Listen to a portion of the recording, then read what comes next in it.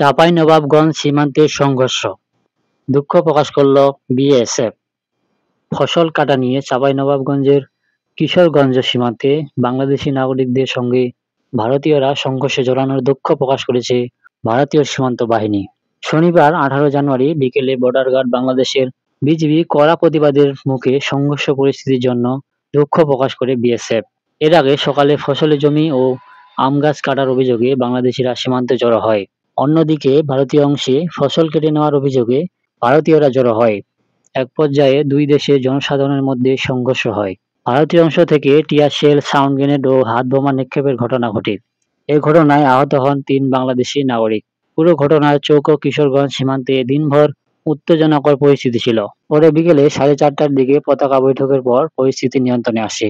BGB জানায়, সকালে কিশোরগঞ্জ সীমান্তের ভারতীয় অংশের জমি থেকে গম কেটে নেওয়ার অভিযোগ করে দেশটির বাসিন্দারা। এ সময় ভারতের সীমান্তরক্ষীরা কয়েকজন বাংলাদেশিকে আটক করতে গেলে বাধা দেয় গ্রামবাসী।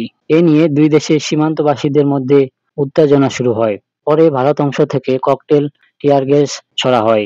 এতে 3 জন আহত হন। পরে খবর পেয়ে বিজিবি গিয়ে পরিস্থিতি স্বাভাবিক করতে বিএসএফ এর সঙ্গে যোগাযোগ করে। পরে দুই দেশের সীমান্ত রক্ষাকারীদের পতাকা বৈঠকের সিদ্ধান্ত অনুযায়ী বিজিবি, বিএসএফ নিজ নিজ বেসামরিক নাগরিকদের সরিয়ে নেয়। চাঁপাইনবাবগঞ্জের 59 বিজিবি অধিনায়ক লেফটেন্যান্ট কর্নেল গোলাম কিবরিয়া জানান, সীমান্তের কয়েকটি আম গাছ কেটে নেওয়াকে কেন্দ্র করে উত্তেজনা সৃষ্টি হয়। এই ঘটনায় পতাকা বৈঠকে বিএসএফ পক্ষ থেকে দুঃখ প্রকাশ করেছে। বিজিবি সীমান্তে দায়িত্ব পালন করছে।